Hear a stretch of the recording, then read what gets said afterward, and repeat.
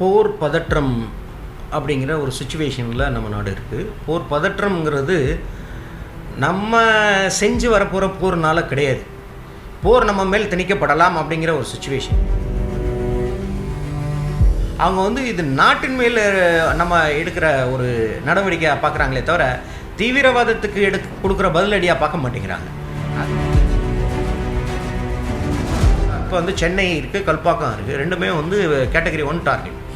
இப்போ நம்ம சென்னை மேலே ஒரு பாம்பிங் ஆக போகுது அப்படிங்கும்போது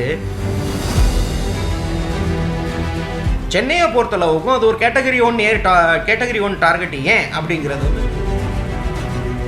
அது மாதிரி இது மிகப்பெரிய பாப்புலேஷன் உள்ள இடம் டெல்லி, மும்பை, கல்கட்டா, சென்னை இந்த மாதிரி இடங்கள்லாம் கேட்டகரி 1. இங்கே பேரழிவு நடக்கக்கூடிய ஒரு இடம்.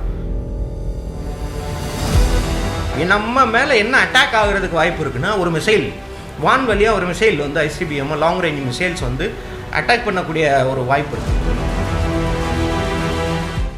சார், இந்த மாக் ட்ரில் அப்படின்றது என்ன சார்? இதை பொதுமக்களாக எப்படி இதை புரிஞ்சுக்கிறது? இந்த மாக் ட்ரில் அப்படிங்கிறது எப்படின்னா, இப்போ ஒரு போர் பதற்றம் அப்படிங்கிற ஒரு சிச்சுவேஷனில் நம்ம நாடு இருக்குது. போர் பதற்றம்ங்கிறது நம்ம செஞ்சு வரப்போகிற போர்னால கிடையாது. போர் நம்ம மேல் திணிக்கப்படலாம் அப்படிங்கிற ஒரு சிச்சுவேஷன். ஏன்னா ஒரு பதிலடி, நம்ம தேசிய தலைமை சொன்ன மாதிரி ஒரு பதிலடி அந்த தீவிரவாதத்தை கொடுக்கும்போது அதை அண்டை எதிரி நாடான பாகிஸ்தான் எந்த மாதிரி எடுக்குங்கிறது வரலாறும் சொல்லியிருக்கு. அவங்களுடைய நாட்டின் தலைமையும் பேசியிருக்காங்க. நாங்கள் அணுகுண்டு போடுவோம், அது போடுவோம், அது போடுவோம்னு. அவங்க இது நாட்டின் மேல் நம்ம எடுக்கிற ஒரு நடவடிக்கையாக பார்க்குறாங்களே தவிர தீவிரவாதத்துக்கு கொடுக்குற பதிலடியாக பார்க்க மாட்டேங்கிறாங்க. அதுக்கு நாங்கள் கோஆப்ரேட் பண்ணுறோம், நீங்கள் தீவிரவாதிகள் அழிக்கிறதுக்கு அப்படின்றத அந்த ஸ்டேட்மெண்ட் வராமல் அவங்க செஞ்சது கரெக்டு அப்படின்னு சொல்லிட்டு இருக்கும்போது நம்ம கொடுக்க போகிற ஒரு லிமிட்டட் பதிலடி அப்படிங்கிறத அவங்க அதிலேருந்து தப்பிக்கணும் அப்படிங்கும்போது அதை மிகப்பெரிய போராக, ஒரு கன்வென்ஷனல் வாராக எஸ்கலேட் பண்ணுறதுக்கு சில நொடிகளே போதும். அப்படி பாகிஸ்தான் இதை எஸ்கலேட் பண்ணி ஒரு போராக மாற்றும் போது, நம்ம மீது திணிக்கப்படும் போது நம்மளுடைய மக்கள் இதை பற்றி எந்த அறியாமையோட, அதாவது எந்த ஒரு புரிதலும் இல்லாமல் இருந்துடக்கூடாது. அது நமக்குன்னு எல்லா சிட்டிசன்ஸ்க்கும் ஒரு கடமைன்னு இருக்குது.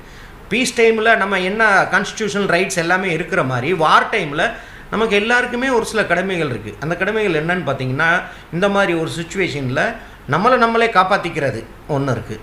இப்போ நாளைக்கு திடீர்னு ஒரு சைரன் அடிக்குது. இந்த சைரன் ஏன் அடிக்குது, ஏன் என்னன்னு தெரியாமல் பொதுமக்கள் எல்லாம் ஷாப்பிங் போயிட்டு வந்துட்டு இருந்தாங்கன்னா அது அந்த சைரனோட மதிப்புலாம் போயிடும். அது ஏர் வார்னிங், ஏர் அட்டாக் சைரன்னு, அதாவது வான்வெளி தாக்குதல் நடக்க போகுது. அதனால் மக்கள் எல்லாம் எவ்வளவு வேகமாக தரையில் படுத்துக்க முடியுமோ, இல்லை பக்கத்தில் உள்ள ஏதாவது சேஃப் ஜோன் போக முடியுமோ அவ்வளோ வேகமாக செஞ்சுருங்க அப்படின்னு அர்த்தம். அந்த ஏர் வார்னிங் சைரன் என்ன அப்படிங்கிறத மக்களுக்கு புரிய வைக்கிற ட்ரில்லு இது.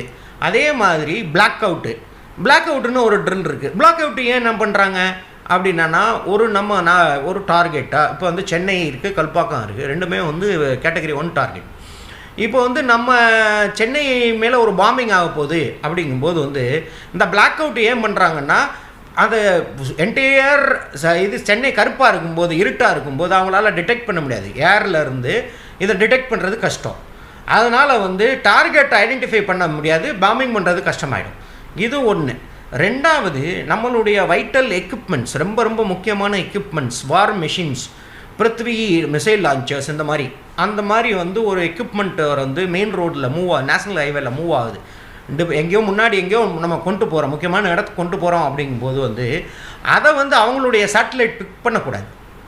அதனால் அந்த மூமெண்ட் இருக்கும்போது எல்லாமே பிளாக் அவுட் ஆகிடும். இது கார்கில்ல நான் என் மனைவி அங்கே ஜம்மு பக்கத்தில் இருக்கும்போது கார்கில் டைமில் இந்த மாதிரி வைட்டல் எக்யூப்மெண்ட்ஸ் மூவ் ஆகும்போது பிளாக் அவுட் பண்ணுவாங்க. அங்கே இப்போ பார்த்தீங்கன்னா கடந்த 3 நாட்களாகவே அந்த பார்டர் டிஸ்ட்ரிக்ட்ஸ் எல்லாம் ஃபிரோஜ்பூர்லேருந்து கீழே பஞ்சாபில் ஃபிரோஜ்பூர்லேருந்து நார்த் மேலே வரைக்கும் பூஞ்ச், ரஜோரி அப்படின்ற அந்த எல்லா ஏரியாலையும் பார்த்திங்கன்னா பார்டர் டிஸ்ட்ரிக்ட்ஸில் எல்லாம் 3 நாளாகவே இது நடந்துகிட்ருக்கு, இந்த மாக் ட்ரில். இதில் அவங்களுக்கு இன்னொரு அடிஷன் என்னென்னா, அந்த டிஸ்ட்ரிக்ட்ஸ் எல்லாம் அவங்களுடைய ஆர்ட்லரி ரேஞ்சில் இருக்காங்க. ஆர்ட்லரின்னா ஒரு 30-35 கிலோமீட்டருக்கு அங்கிட்டு இருந்து ஒரு ரேஞ்ச் வரைக்கும் அவங்க குண்டு அங்கேருந்து ஃபயர் பண்ணக்கூடிய ரேஞ்ச், அது ஆர்ட்லரி ரேஞ்சுன்னு சொல்லுவாங்க.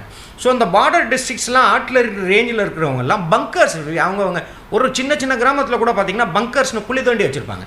இந்த மாதிரி ஆர்டி ஷெல்லிங் ஆரம்பித்தாலே ஓடி போய் அதில் போய் உட்காந்துக்கணும். அங்கே அந்த பங்கர்ஸில் ஓவர் ஹெட் ஷெல்டர் போட்ட பங்கர்ஸ் இருக்கும், ஓப்பன் ட்ரென்ச்சஸ் இருக்கும். அங்கே வந்து ஒரு சில சமயம் வந்து ரொம்ப மணிக்கணக்கில் நம்ம இருக்க வேண்டியது இருக்கும். ஆர்டி ஷெல்லிங் வந்து எப்போ பண்ணுவாங்க, எப்போ இது பண்ணுவாங்கன்னு சொல்லவே முடியாது. அது வந்து ரொம்ப ஸ்போராடிக்காக இருக்கும்.